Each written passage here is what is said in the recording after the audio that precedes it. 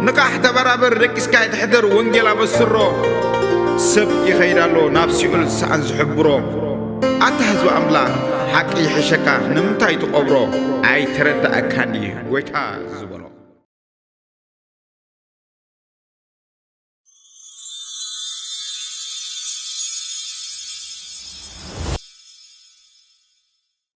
بجاخ ويتا سبات أملاخ نمر أي كم زخلو مس أملاخون حبرت كهلوهم كم زخلن مس أملاخ ركب كهلوهم كم زكالن كرستنا دم حيمانوت كم زيكونن نخردهم حق زني بلكو حيمانوت أيكونن كرستنا تايدا مس أملاخ زجبر ناي ولك طبق حبرتيو نسو دما كل معلتي نتسقا كتسألو كرسي فاي كتقبرو ينقركا ስለዚህ ድማ ደቅ መዛምርተይ ክትኮኑ እንተ ደሊኹም መስቀልኩም ኩሉ መዓልቲ ጽሩ ዝብለና ከምቲ ናይ መዓልታዊ እንጀራ ክንበልዕ ዘድለና መስቀልናውን ከምኡ መዓልታዊ ክንጸውር ኣለና ምክንያቱ ብዘይ መስቀልካ መዓልታዊ እንጀራ የለን ምክንያቱ መዓልታዊ እንጀራ ብመንፈስ እምበር በአካል ክትርእዮ ኣይትኽእልኒኻ እቲ መዓልታዊ እንጀራ አምላኽ ድማ መግቢ ኮነን እቲ ንሱ ኩሉ መዓልቲ ዝህበካ ዕማም እዩ هذا أمام الله لو مدما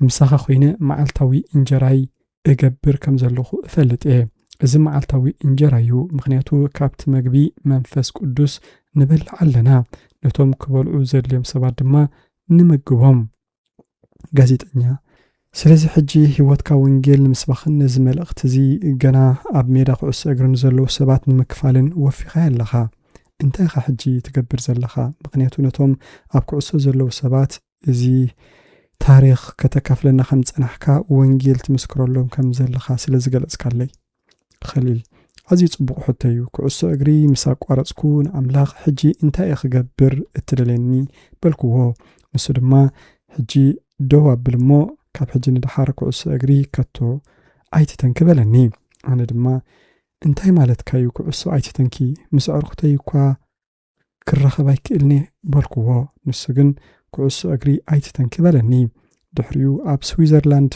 دينا خنصنحون بالكو نسو دما ايفالن ناب عدي انجليز مالت يونايتد كينغدم كيدو بلني ناب عدي انجليز اوكسفورد كعزنا ابو بعالتي بيتي اب يونيفرسيتي اوكسفورد بناي محبراوي بوليسي سوشال بوليسي ناي دكتوريت ديجري حيزا أبتن أب أكسفورد زنبرنالن سلسة عمتات جن أملاخ أب NHS هاجراوي أقولت أن عد إنجليز كسرح نجرني أنا دما أنكو ود عسرت خلت عمت كل خيه تمرتي أقاريسة كمي جريه أبو كأتو زخل بالكوه نسر ما خليل أبزاب وتازي أنا متاو ديجري يدلني إلكا خطو أي تحسب منفس قدسي زد لكا أني تزل على ديجري بلني أنا دما حريمو بقى خملكتي بلكو مس عملكتكو بعلت بيتي جزي خا خاتبا خنزلخا ناخاري امكوا فصيمم ايكطمتو خانيم تبلني نبرت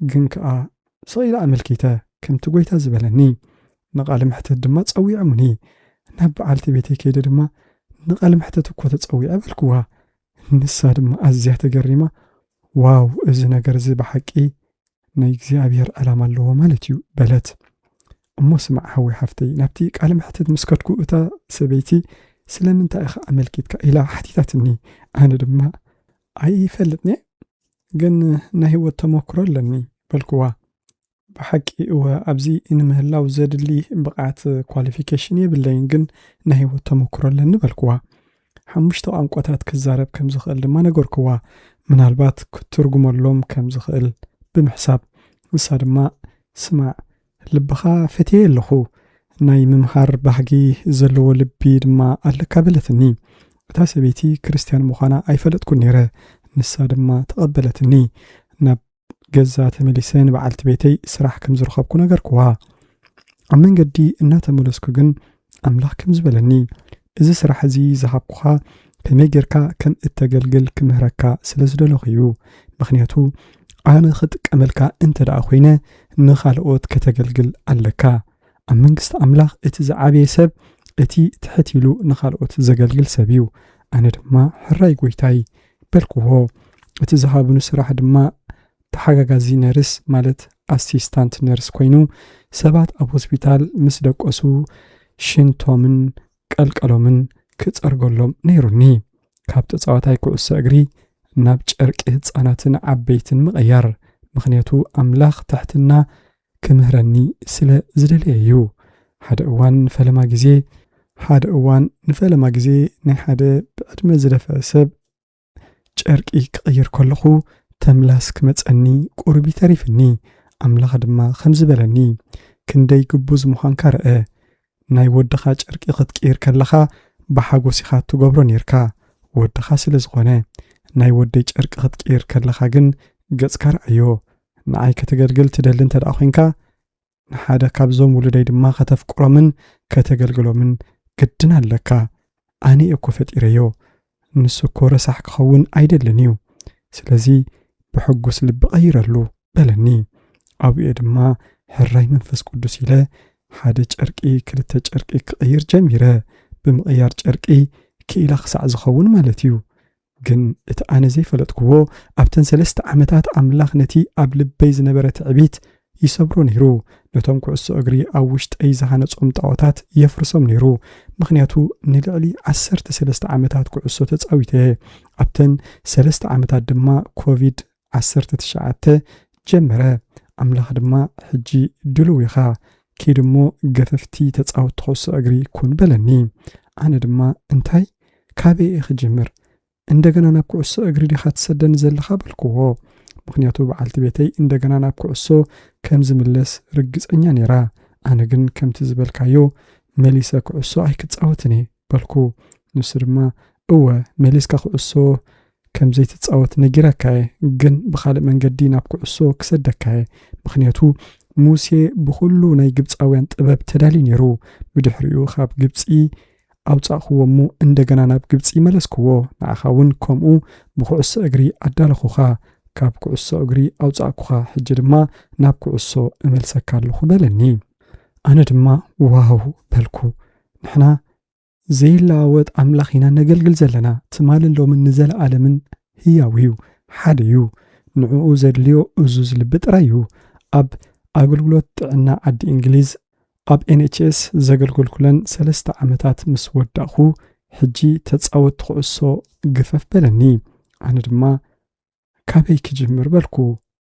ኣብ ግዜ ኮቪድ ማለት ኮሮና ነርና። ኣነ ድማ ምስክርነተይ ኣብ ማሕበራዊ መራኸቢ ብዙሓን ኣካፈልኩ። ከምቲ ዝበልካዮ ድማ ኣዝዩ ተዘርጊሑ ቫይራል ኮይኑ ሓደ ሰብ ተወከሰኒ። ክርስቲያን እዩ። ሓወይ ምስክርነትካ ሰሚዐዮ ኣዝዩ ሓያል እዩ። ብሓባር ክንሰርሕ ኣለና። ምስ ተጻወት ኩዕሶ ናይ መጽሓፍ ቅዱስ መጽናዕቲ ንጀምር በለኒ። በዚ ድማ ብዙም ምስቶም ተጻወቲ ኩዕሶ እግሪ መጽናዕቲ መጽሓፍ ቅዱስ ጀመርና። ሕስብ እምብልዎ ቅድሚ ሒደት ግዜ ጣዖታተይ ዝነበሩ ተጻወቲ ኩዕሶ ኣብቲ ዙም መጺኦም ወንጌል ክሰብከሎም ከለኹ ኣነ ድማ ጎይታይ ጎይታይ እብል ነይረ። ንዓቶም ኣብ ቴሌቪዥን እናረኣኹ ኣምልኾም ነይረ። ምክንያቱ ገና ሙስሊም ስለ ዝነበርኩን ብዛዕባ ኣምላኽ ስለ ዘይፈለጥኩን። ግን ኣብቲ ዙም እቲ ነገር እናተዘርጋሐ ኸደ። ድሕሪ ኣዋርሕ ብዙሓት ካልኦት ሰባት እውን ተጸንበሩ። ሓደ መዓልቲ ኣብቲ ዙም ኮይነ ገለ ኣብ ቴሌቪዥን ዝሪኦም ዝነበርኩ ተጻወቲ ረኣኹሞ ወንጌል እናካፈልክዎም ከለኹ ኢየሱስ በልኩ። በታ መዓልቲ እቲኣ ካብ ካሜራ ወፂአ ክበክድ ኣለኹ። ምክንያቱ ነቲ ኣብ ጀኔቫ ኩዕሶ ክሓድግ ጎይታ ዝተዛረበኒ ዘረባ ስለ ዝዘከርኩ። እዚ እንተዝፈልጥ ነይረ ናብቲ ከረን እናጎይኹ ብምኻድ ኩዕሰይ ምደርበኹ ነይረ። ዮሴፍ ኣብ ቤት ማእሰርቲ ክኣቱ ምዃኑ ኣይፈልጥን ነይሩ። ብርግጽ እዩ ኣምላኽ መጀመርታናን መወዳእታናን እምበር ኣብ ማእኸል እንታይ ከም ዘጋጥመና ኣይነግረናን እዩ። ሕጂ ግን ኣብ ምኽርኻ ኣለኹ። ምእንቲ ንኻልኦት ክምህር ኣምላኽ ስለ ዝምሃርካኒ ኣመስግነካ ኣለኹ። ስለዚ ሕጂ ነዚ ዘካፍሎም ዘለኹ ግን እንተጻወቲ ኩዕሶ ጥራይ ኣይኮነን። ምክንያቱ ትፈልጥ ኢኻ ዝኾነ ንኩዕሶ እግሪ ዝትንኪ ነገር ንፖለቲካ እውን ክትንኪ እዩ። ካብ ፖለቲካ ድማ ናብ ኢንዱስትሪ ሙዚቃ ክሓልፍ እዩ። ስለዚ እቲ ኩሉ ኢንዱስትሪ መዘናግዒ ሰባት ነፍሶም ብንጥፈት ይሸጡሉ ቦታ እዩ። ኣነ ይርድኣሎም እየ ምክንያቱ ኣብኡ ስለ ዝነበርኩ ናብኡ ክፅንበር ድማ ተዓዲመ ነይረ ግን ኣብዮም ኣነ ብሓቂ ብልበይ ዝኣምኖ ነገር ዕንፀይቲ ናብ መሬት እንተደርቢኻዮ ከም ናይ ሙሴ ተመን ክኸውን ይኽእል እዩ። ምክንያቱ ሙሴ ብጥበብ ግብፃውያን ተዳሊ ነይሩ። ኣብ ግብፂ ድማ ዕንፀይቲ ናብ መሬት ደርቢኻ ተመን ዝገብር ስራሕ ጥንቋላ ማለት ማጂክ ከም ዝነበረ ይፈልጥ ነይሩ። ምክንያቱ ሙሴ ከምኡ ምስ ገበረ እቶም ናይ ፈርዖን ጠንቋልቲ እውን ገይሮም እዮም። ሙሴ ግን ብኣእምርኡ ኣብኡ ስለ ዝዓበየ ዕንፀይቲ ተመን ክኸውን ከም ዝኽእል ይፈልጥ ነይሩ እዩ። ስለዚ ኣምላኽ ክገብሮ ምስ ነገሮ ተመን ክኸውን ከም ዝኽእል ይፈልጥ ነይሩ። ስለዚ እምነቱ ድሮ ኣብ ልቡ መሰረት ነይሩዎ እዩ። ንሓደ ካብ ኦክስፎርድ ዝመፀ ምሁር ማለት ስኮላር ዕንፀይቲ ናብ መሬት ደርቢዮሞ ተመን ክኸውን እንተበልካየ ግን ፈፂሙ ኣይኣምነካን እዩ። ምክንያቱ ልቡ ንዕኡ ኣይተዳለወን። ስለዚ ሓንቲ ኣመንዝራ ነበር ምስ ሓንቲ ኣመንዝራ ጥራይ ክትረዳዳ እትኽእል ሓደ ኣትሌት ዝነበረ ድማ ምስ ሓደ ኣትሌት ክረዳዳ ይኽእል። ስለዚ ድማ ኢና ኣብቲ ሓደ ዓይነት ክፍሊ ቤት ማእሰርቲ ዝነበርና ሰባት ብቐሊሉ ክንረዳዳ እንኽእል። ስጋ ንኩሉ ሰብ ቤት ማእሰርቲ እዩ። ግን ኣብ ኩሉ ክፍልታት እቲ ዲያብሎስ ዝተፈላለየ ዲፓርትመንት ማለት ክፍልታት ኣለዎ። ንኣብነት ናይ ስፖርት ኢንዱስትሪ፣ ናይ ፋይናንስ፣ ናይ ሙዚቃ ኢንዱስትሪ ክንወስድ ንኽእል። ሰባት ኣብዚ ቦታ እዚ ምህላዎም ጽቡቕ ዘለዉ ክመስሎም ይኽእል። ተሓቂ ግን እሱ ይኮነን። እዚ ቤት ማእሰርቲ እዩ። እቲ ንዓና ጽቡቕ ዝኾነ እንኮ ቦታ ኣብ ኣምላኽ ኣብ ኢየሱስ ጥራይ ምህላው እዩ። ሕጂ ነቶም ተጻወትቲ ዝህቦም ዘለኹ ትምህርቲ እዚ እዩ። ንስኻትኩም ገና ኣብ ሜዳ ኩዕሶ እግሪ ዘለኹም ካብ መንግስቲ ኣምላኽ ዝተለኣኩም ሚስዮናውያን ማለት ወንጌላውያን ኢኹም። ንስኻትኩም ንኣምላኽ ኢኹም እትጻወቱ ዘለኹም። ሓደ ተዓዛቢ ድማ ኣለኩም። ን60,000 ሰባት ኣይኮንኩምን እትጻወቱ ዘለኹም ንሓደ ተዓዛቢ ጥራይ። እቲ ሓደ ድማ ስሙ ኢየሱስ እዩ። ኩሉ መዓልቲ ብብርክኹም ተንበርኪኽኩም መስቀልኩም ጽሩ፣ ስጋኹም ስቐሉ እሞ ንኣምላኽ ሎሚ ሚስዮነይ እንታዩ ኢልኩም ሕተትዎ። ብኩዕሶ እግሪ ጌርካ ናብ መንግስቲ ሰማይ ክትኣቱ እትኽእለሉ እንኮ መንገዲ እዚ እዩ። ካብዚ ወፃኢ ሓንሳብ ምስ ዳሓንካ ንዘለዓለም ድሑን ኢኻ ዝብሉ ሰባት ብዙሓት እዮም። እዚ ናይ ስሕተት ምሁር እዩ። ምስ ዳሓና ከይንወድቕ ደው ኢልና ክንርከብ ናትና ግደ እዩ። ስለዚ እቲ ደው ኢሉ ዘሎ ዝመስሎ ከይወድቕ ይጠንቀቕ ብምባል መጽሓፍ ቅዱስ ዘጠንቅቐና። ኣብ ሜዳ ኩዕሶ እግሪ ገንዘብ ኣለካ፣ ዝና ኣለካ፣ ስም ኣለካ። ኩሉ መዓልቲ ምሳኻ ክድቅሳ ዝደልያ ኣዋልድ ክንደየን። ናብዚ ድማ እቶም ኣፍሪቃውያን ወለዲ ብፍላይ ደቆም ክደፍእዎም ዝረኣዩ ዘለዉ። ምክንያቱ ነቲ ገንዘብ ጥራይም ዝርእዩ ዘለዉ። ኣነ ድማ ኣብ ኣብያተ ክርስቲያናት ኮይነ ሓቶም ኣለኹ። ንስኻትኩም ንኣምላኽ ዲኹም ተገልግሉ ዘለኹም ወይስ ንማሞን ማለት ንገንዘብ? ስለምንታይ ኸ ንወድኻ ንማሞን ንኸገልግል እትደፋፍኦ? ኣምላኽ ንምንባር ዘድልየካ ክህበካ ከም ዝኽእል ኣብ ልብኻ ኣይተኣምንን ዲኻ? ንስኻትኩም ግን መብዛሕትኡ ግዜ ካብቲ ኣምላኽ ክህበኩም ዝደሊ ንላዕሊ ኢኹም እትደልዩ። እቲ ጸገም ኣብኡ ዘሎ። ብዙሓት ሰባት ድማ ናብቲ መፈንጠራ ማለት ማትሪክስ ክኣትዉ ትሪኦም ኣለኻ። ምክንያቱ ኣብ ቴሌቪዥን ይሰብክዎም ኣለዉ፣ መዋዓውዒ ይገብሩ ኣለዉ። ኣብ ቲክቶክ፣ ኣብ ኢንስታግራም ክቡራት መካይን የርእዎም ኣለዉ። ግን ናብኡ ንምብጻሕ ዝኸፍልዎ ዋጋ ብሓቂ ትፈልጦ ዶ? ኣይትፈልጦን ኢኻ። ምክንያቱ እንተ ትፈልጦ ነርካ ደቅኻ ናብኡ ክኣትዉ ከቶ ኣይምደፋፋእካዮምን፣ ደቅኻ ናብኡ ኣይምሰደድካዮምን። ቀረባ እዋን ኣብ ዌምብሌይ ስታድዮም ኣብ ዝተገብረ ዋዕላ ተዓዲመ ነይረ። ኣብኡ ሓደ ሕቶ ሓቲተ። ሕራይ 7 ወርቃዊ ጫማ ማለት ጎልደን ቡትስ ዓቲርካ ትኸውን፣ 1 ሚልዮን ሾትታት ኣመዝጊብካ ትኸውን፣ ኣብ ባንክኻ $1 ቢልዮን ክህልወካ ይኽእል። ግን በታ ኣብ ዝፋን ፍርዲ እትቐርበላ መዓልቲ መጺኻ ስመይ እገለዩ ናይ ኩዕሶ እግሪ ኮኸብ ነይረ ክትብል ከለኻ ኣምላኽ ድማ ኣብዚ ኣይንፈልጠካን ኢና ኪድ መን እዩ ኣብዚ ዝፈልጠካ? ኣብዚ ዝፈልጠካ ሰብ የለን። እወ ኣብ ምድሪ ይፈልጡኻ ነይሮም ምኾኑ ኣብ መንግስቲ ሰማይ ግን መን ፈልጠካ እንተበለካ? ግን እቲ ኣብ ጎደና ዘሎ ስኡን ሰብ ግዳም ሓደር ንየሱስ ጥራይ ዝፈልጥ ንየሱስ ኣብ ህይወቱ ዝተቐበለ እዚ ሰብ እዚ ኣብ መንግስቲ ሰማይ ፍሉጥ እዩ። ምክንያቱ ሓደ ሓጥእ ክንሳሕ ከሎ ኣብ መንግስቲ ሰማይ ዓብ ሓጎስ ከም ዝኸውን ቃል ኣምላኽ ነግረና እዩ። نسخة بكعسو شتو ختمزقب كلخا جن منقصة سماي أيحقوسنيو أرى شتو خابكوا أيري ونيم باسكت بول شتو أمزقبكا سلستنت بنت أوتركا وي كموزيك أنيا كل سبز دوغمو درفي انت وصاخا أب منقصة سماي من يريو زريو يلن انت تنسيح كان ناب يسوس انت تملس كان جن ملأختي يحقوسو يجرحو منقصة سماي انتاي زحقوسو خردأ لنا حواتي حدا سب كنسح كله حدا سب ناب يسوس كملس كله حدا سب يسوس بحقي مرحن قويتانينيو كبل كله تي زبالة حقوس سلازي بزعبا هواري بقولوس كنب بزفوتو بقولوس كاباي جلس الناي نجر يلن بجكا يسوس كريستوس إليو سلازي أنا سبات نخليل كريو أيكون كون أبزلخو أبزي كليل زخوان سناي نجر يبلون أنا أبزلخو سبات بأي جيروم